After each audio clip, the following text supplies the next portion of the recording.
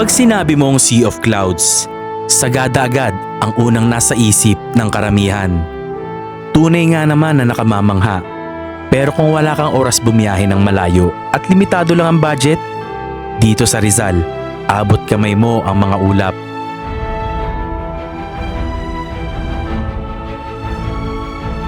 Madaling puntahan, malawak na pwesto, presko, at sadyang pakiramdam mo'y para kang nasa Cordillera. Bibihira ang mga pagkakataong makakasaksi tayo ng ganito, lalo kung nasa Metro Manila tayo. Kaya sa video na to, babalikan natin ang tinaguriang Sagada ng Tanay. Simulan na natin ang kwento. Ay, may pusa! Ning! Oh! Ang ganda! Ang ganda sa harap natin, guys! Oh! Ang ganda!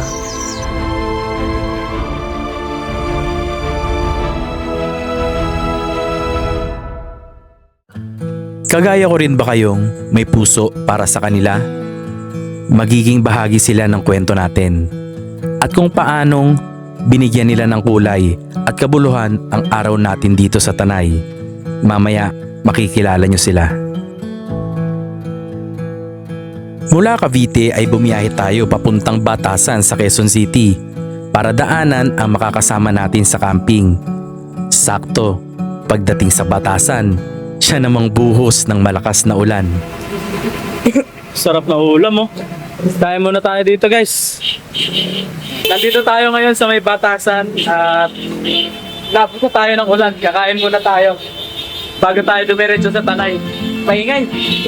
Makakasama uli natin ang bayaw ko at asawa niya. Sila yung pinakaunang nakasama natin sa first camping episode natin at ilan pang mga video, especially pag marilaki ang ruta natin. Matapos kumain at pagtila ng ulan ay lumakad na rin tayo. Malamang pamilyar na sa inyo ang kalsada na to. Ang first stop natin, syempre sa palengke. Dito tayo lagi namimili pag dito ang camping natin. Dito tayo ngayon sa, hindi ko alam kung anong lugar to eh. Pero dito tayo madalas namimili ng mga pagkain, ng mga uulamin. Anong lugar to, te? Ulit? Ha? Veteran. Sa Veterans. Dito ulit tayo sa Veterans. Wala sticker mo eh. Wala sticker ko ah. Kasi kami ng ano ng bubong. Nagbago ng bubong. May sticker nyo. Dito tayo nagdikit ng sticker. Wala na ako sticker ngayon. Marami dito mga tinda. So, usually yung mga nagka-camping sa Tanay, dito rin namimili. Kasi kaysa pumunta pa kayo dun sa Sampaloc, ito yung mga pinakaunang mga palengke dito sa Suke.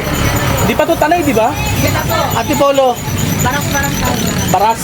Oh, Baras Rizal pa lang pala to, hindi pa pala to Antipolo. Daming ano. Fish steak na lang, kuya. Sakto rin pag dito kayo nag-camp. Yan po doon to. Tanay. May bilihan pa ng na generics pharmacy, mga gamot. Kaya tayo namamalengke ngayon kasi andito ang aking bayaw, ang ating chef na tagaluto. Kaya kahit na hindi tayo lutong ulam for today's video. Anong isda binili mo, kuya? Tilapia? Bangos. Bangos steak. Meron. So, tampulos pusit.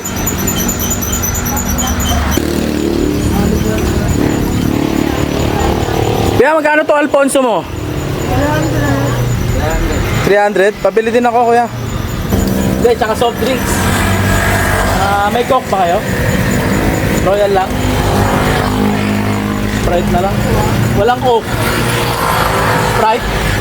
Oh, Sprite. Meron tayo mabisak para mamayang gabi. Tuloy tayo sa biyahe. Ang ating pupuntahan ay sa may sitio Maysawa sa barangay Cuyambay dito sa Tanay. Hindi naman kalayuan kung saan tayo namalengke kanina. Madaming campsite dito. Ito. Maysawa Road. Ito na. sa Barangay Cuyambay. Familiar naman na to sa ilan sa inyo for sure. Dahil yung ilang mga nagka-camp dito, malamang na isa ito sa pinupuntahan nyo dahil dito makikita yung isa sa pinakasikat na campsite dito sa Tanay, ang Viewscape Nature Park. Pero hindi tayo magka-camp doon dahil masyado nang maraming content. Mahirap makipagsabayan sa mga creators doon.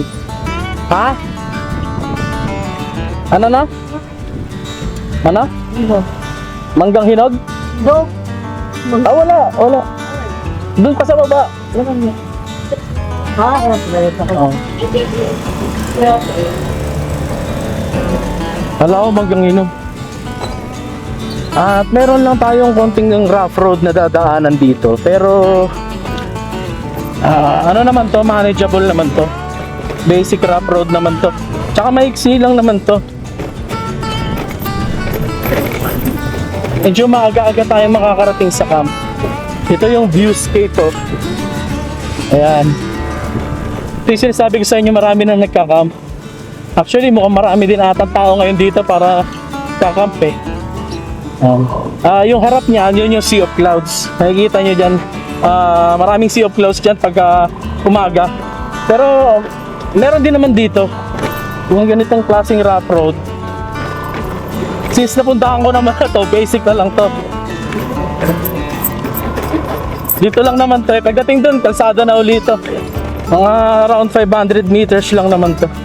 And may isa pang campsite dito, no? Ridges and Clouds. Ayan, kalsada na ulit. Hindi ko alam kung lalayo pa tayo, pero subukan nga natin sa Wilmis Trujillo. Kasi katabi lang siya ng Montana, yung kinampingan natin dati. At medyo na-miss ko yung Sea of Clouds dito eh. Wilmis Trujillo.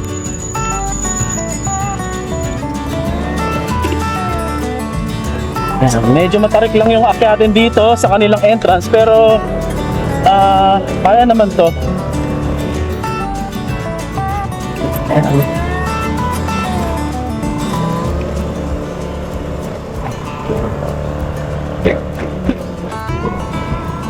Tignan natin yung reception.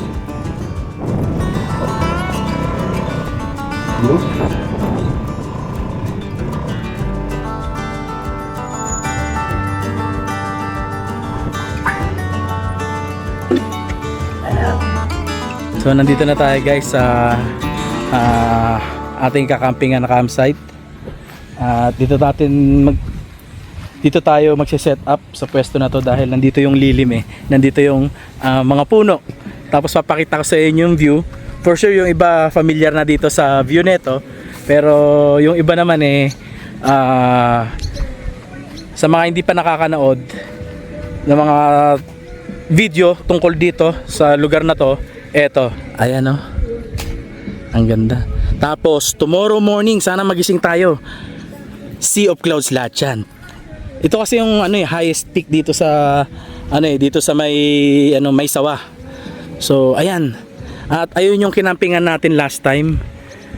Ayan, diyan yung Montana Hill na nagbigay sa atin ng 130,000 views, I think. Mga ganun na. Ayan, so may maririnig tayo, nagvi-video okay doon kasi residential yung baba. So sa akin okay lang naman kung may magvi-video okay, wala namang problem. Hindi naman tayo dyan. So dito na tayo magsi-setup sa pwesto na to. Dyan, bilang na lang tayo ng tatlo, kagaya ng dati. In 3, 2, 1. Yan. Setup na. Ganyan lang kasimple ang ating setup. At yung kay Labayaw, naglagay lang ng tarp. Tayo hindi na tayo nag-tarp. Metal tayo eh. Nax, gamit na nila yung altitude ah. Nax, waterproof. At eto na, sakto katatapos natin mag-set up ay umuulan na. Umaambon na. Pero saglit lang naman yan kasi nakita ko sa weather forecast eh, may lang to, saglit lang to. Hindi naman siya uulan buong araw. Baba muna tayo guys at wala kaming tubig inumin. Tsaka bilhin na rin tayo ng yelo kasi may mga nakita kaming tindahan eh dito sa paligid. So tara, bili muna tayo ng ano, mga something na ano. Hindi naman matarik eh, kaya naman to eh. Ako nang karga. Oo. Nako, may aso. May aso. Nako. Hindi. Ay, oo, kilala ko to. Isa yan sa mga pinakain ko nun. Ayun oh, may tubig ano, ayun oh. Tubig, ayun oh. Binibenta ng tubig. Ay, hindi. Lumihan.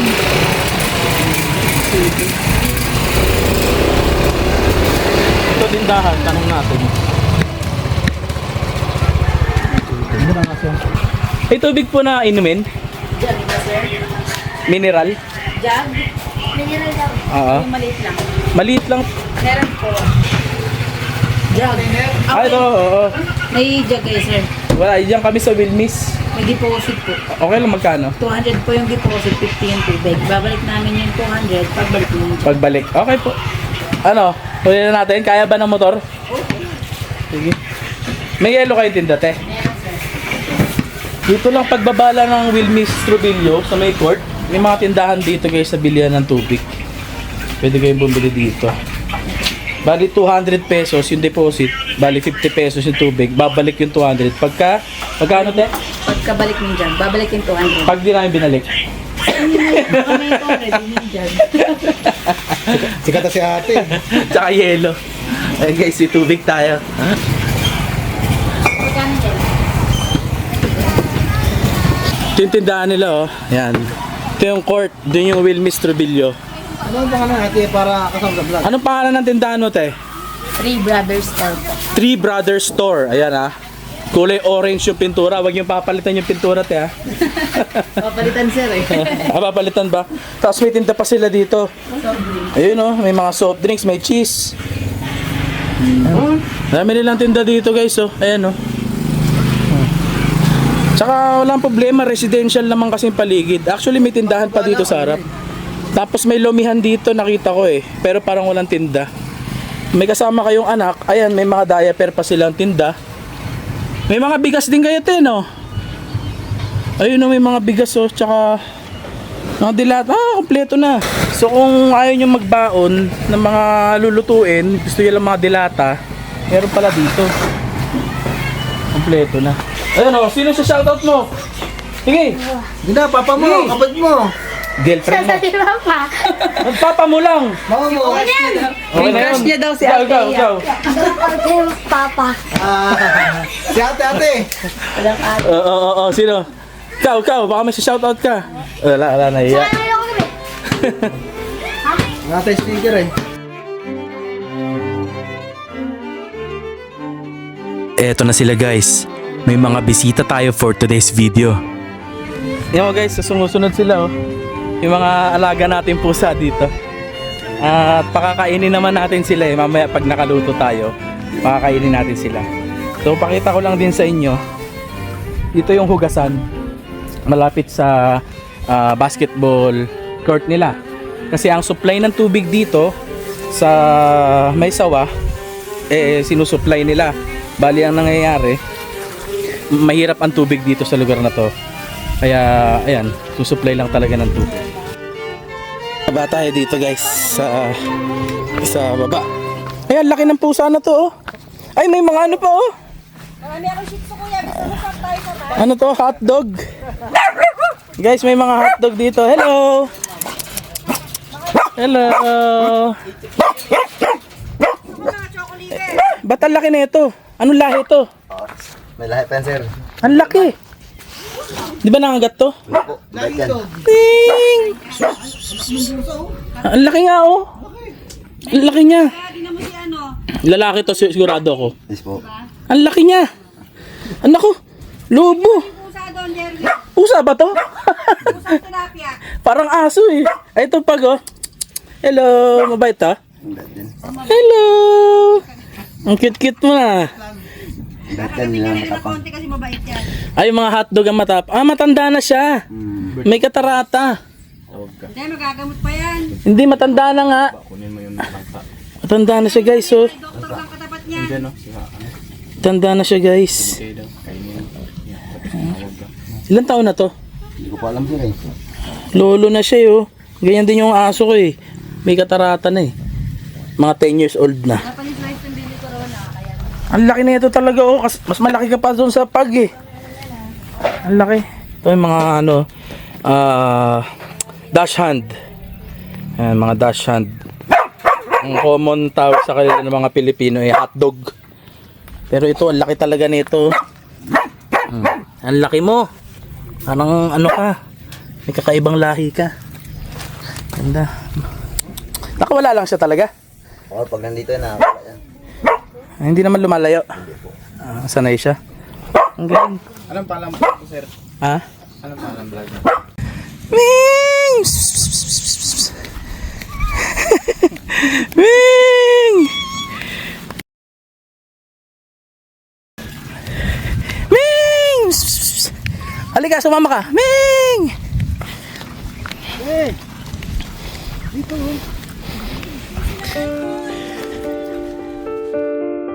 Medyo hindi maganda ang pakiramdam ko ngayong hapon. Mukhang isang napakalakas na bagyo ang sasagupa sa amin. Kaya bilang paghahanda, minabuti na lang namin magluto muna ng uulamin. At eto na nga, binuhos na niya ang ulan. Di naman gaanong malakas pero hindi rin naman mahina. Buti na lang din, nagdala ng tarp si Bayaw. Kaso, medyo lumalakas din ang hangin. Lakas ng ulan, guys. Naulan na tayo ngayon dito. At itong ating tarp eh sinasalo lahat ng tubig dahil hindi maayos yung ano eh, yung pagkakalagay ng kanina eh. So dapat naka A-shape talaga hanggang sa likod eh. Ngayon, salo-salo yun. Inaayos ni Kuya yung ano, yung ano sa likod. Ayoko lumabas, wala akong extra damit eh, mababasa ako eh. Pero malamig na dito. Inabot pa tayo ng ano, ng ulan. Actually, hindi ko gusto yung mga panahon na ganito, tuwing camping. Hindi ako mahilig sa ulan eh.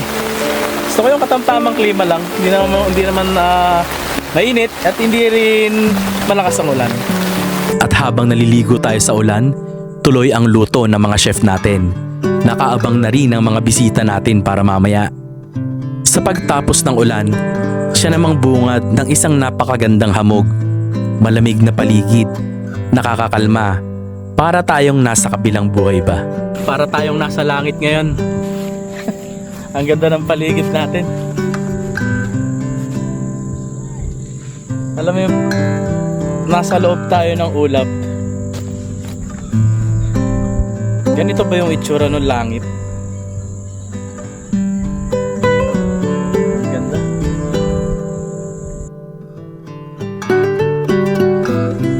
Ayan, baba tayo. Nandito yung kanilang CR sa baba.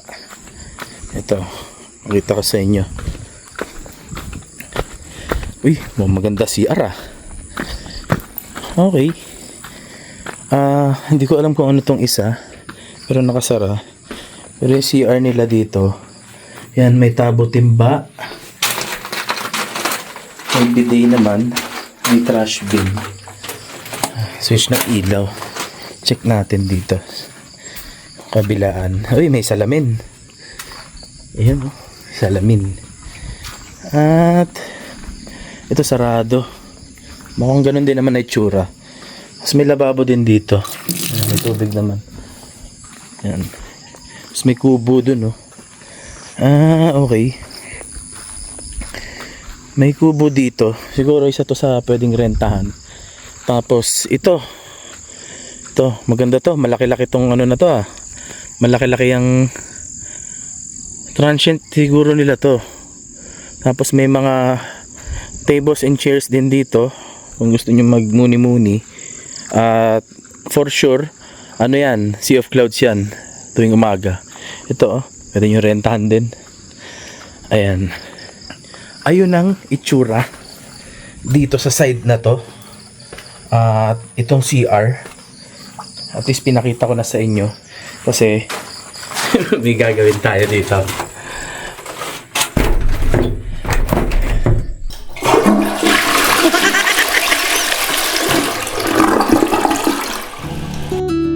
Payapa ang gabi dito. Siguro dahil Lunes din at solo lang namin ang buong camp. Ang sarap sa pakiramdam. Sinimulan na rin natin maghapunan. Bangus steak ang ulam. Yung adobong pusit nakatago pa. Ganito lang naman kasimple ang camping. Kahit simpleng ulam, mahalaga, ini-enjoy lang ang oras. Siyempre, hindi rin natin matitiis na tayo lang ang kakain. Kesa masira yung mga sobra nating ulam at kanin, pinahagi na rin natin ito sa mga munting anghel. Hindi naman siguro kabawasan sa pagkatao kung magiging mabuti tayo sa mga gaya nila, di ba? Oh, ito na yung hinihintay niyong segment natin, ang fellowship. May shoutout ka ba, kuya? Shoutout. Shoutout. Kaya naman ko lang yung bayaw ko at kami lang ang nagka-camping dito, wala namang iba. At may mga kasama kaming mga aso at pusa, yun lang naman ang kasama namin. At tatapusin lang natin yung gabi, maaga pa naman eh. Parang 7 o'clock pa lang yata para makatulog tayo ng maaga at makita natin yung Sea of Clouds kasi umulan kanina. Sabi nila pag umulan daw, meron daw Sea of Clouds. Yun yung abangan natin. Vlogger na vlogger. Siyempre. Vlogger na vlogger eh. Ito yung aming tinitira oh. Guys, yan. So, Lunes ngayon kaya wala namang ibang camper dito. Tapos wala na ring nagbibidyo ko dun sa baba. Kanina may nagbibidyo ko. Tapusin lang natin yung gabi para bukas na umaga tour tayo dito. Tapos tignan natin kung may iba pa tayo madaanan. Paliparan natin ng drone pagka uwian na. Wag sana umulan. Yun. Anyway, cheers tayo. Like and share? Cheers! Cheers tayo para ano? Wala pala ako. Wala pala eh. Cheers. Cheers para sa isang masarap na fellowship. Tagumpay. Tagumpay, 90K.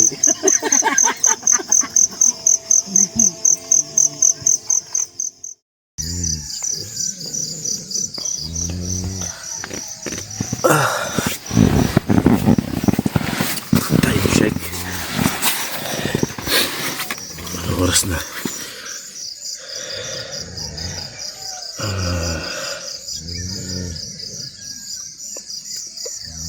Alas 5. Alas 5 ng umaga at kanina pa naman tayo nagising, mga around, hindi ako nagkakamali, 3:30 nagising tayo. 12:30 nakatulog tayo yata, tapos mga 2 oras. Anyway, ito na yung inaabangan nating lahat. Surprisingly sana may Sea of Clouds tayo makita. Ito na. Ito na ang katotohanan. Ay, may pusa! Wing! Oh! Ang ganda! Ang ganda sa harap natin, guys, oh. Oh, ang ganda. Tara, paliparan natin to ng drone. Amazing grace, how sweet the sound that saved a wretch like me.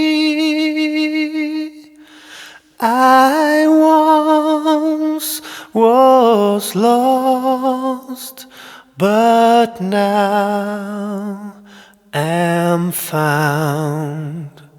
Was blind, but now I see.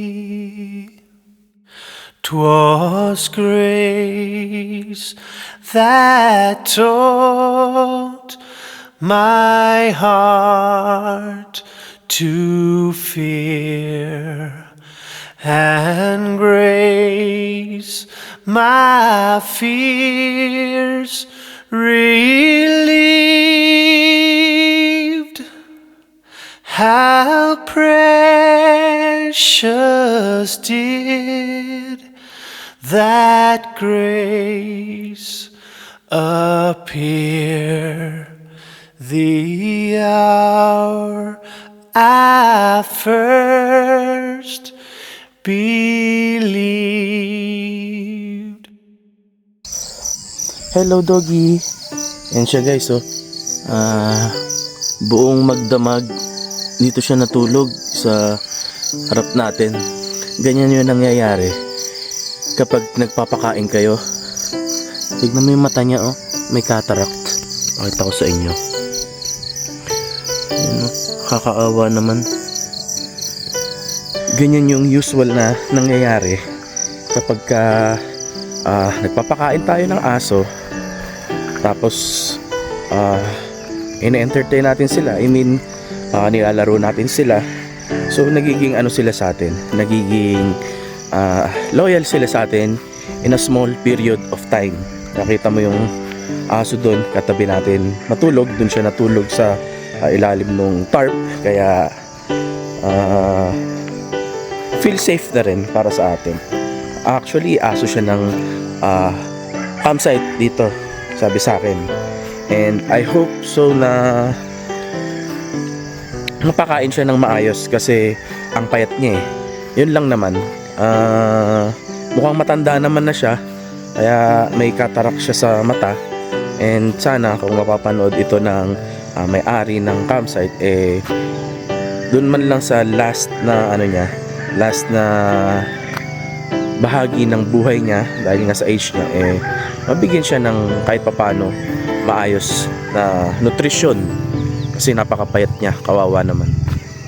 And kahit dog food lang kakainin naman nila yan eh. At naging bahagi naman sila netong campsite na to. Naging bantay sila dito at nabigyan nila ng safety itong campsite naman kahit papano.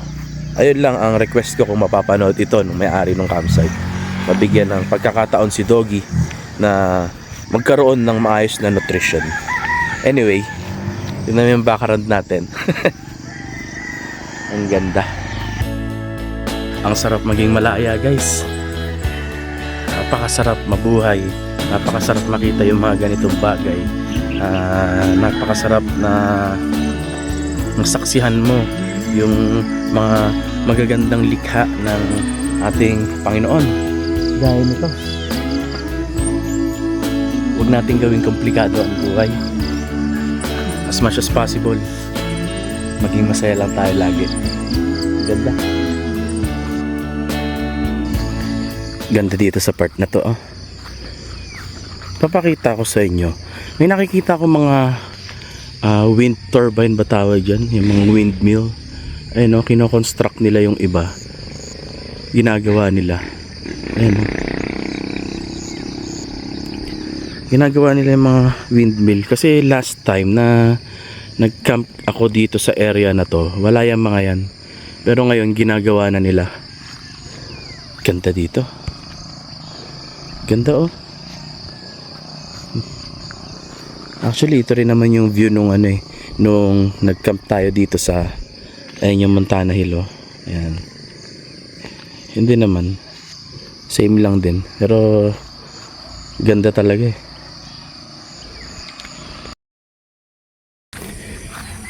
Meron sila dito TP house. I think good for 2 packs to. So ang view mo eh ito. Kita mo pa rin naman Sea of Clouds. May lamesa sila pwedeng gamitin. At ito, ewan ko kung pinaparent yan. Parang nandito siya oh. Ming! Nandito ka pala. Nagpapainit ka? Oh, nawala ka kagabi ah. Ming! Kawa ka naman, nawala ka kagabi. Naku po. Isa pa yun sa gusto ko sabihin sa owner ng camp. Alam ko sa inyo to, baka pwede na mapavet siya para matanggal yung mga mange niya. Mga mange lang to, isang injection lang yan, madali namang gamutin yan eh, yung mange na yan. Kasi nagsasuffer siya dyan eh, sobrang katingan at kakalat pa sa buong katawan niya. Hindi naman malaking gastos yun eh para sa pusa, dahil dito naman na siya nakatira at parang part of the family rin naman siya. Ayun lang. Oh, okay ka lang dyan ha. Punta ka dun mamaya sa amin, kain tayo ulit. Ayan, so ito, ang dami kayong pwedeng upahan. Pati yung doon sa, ayan yung kubo dyan. Tapos dito, ito, part din ng ano nila. Pwede nyong rentahan. Mga transient nila. Ayun oh, may camper dun oh. Nakapitch ng tent niya. Ano Ming, tara. Ming! Nagpapainit sila kasama si Doggy. Papaaraw sila saglit dahil ang lamig nga naman kagabi. May mga ginawa silang ano dito, platform. Ayan oh.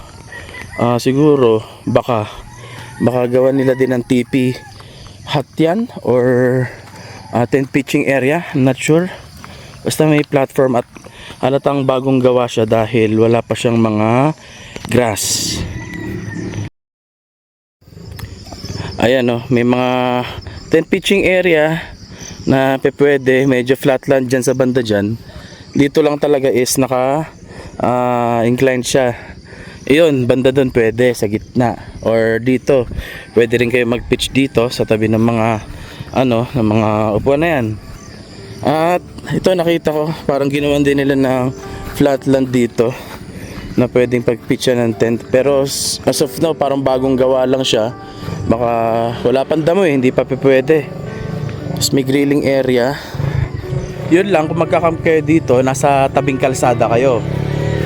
Ayan, naririnig nyo yung tricycle. So, i-expect ninyo na makakarinig kayo from time to time na mga dumadaan. Especially pagka yung mga motor naka-open pipe, napakaingay talaga. Pero sa akin naman tolerable kasi okay lang naman, hindi naman ako sensitive pagdating sa mga ganyan. Kumbaga sa inyo lang ba kung hindi kayo sanay, baka hindi nyo matolerate. Pero maganda naman kasi talaga itong lugar kaya okay lang. Hindi naman ganun kasama na makarinig ng mga tunog ng sasakyan na ganyan dahil minsan wala, minsan meron. Kaya okay lang yun. Sinulit na lang natin ang umaga dito. In-enjoy ang ganda ng tanawin, ang lamig ng simoy ng hangin at syempre ang makapag-banding sa mga nakakatuwang anghel na ito. Alam ko, baka ito na yung huling pagkikita namin. Sana maalagaan sila ng maayos dito at malayo sa disgrasya o sakit. Kung makabalik man ako, sana maging maayos na ang kondisyon nila. Sa mga magkakamp dito, huwag nyo sila sasaktan. Bigyan nyo ng kaunting makakain. Napakaganda ng lugar na to. Huwag nyo palalampasin mapasyalan ang tinaguriang Sagada ng Tanay.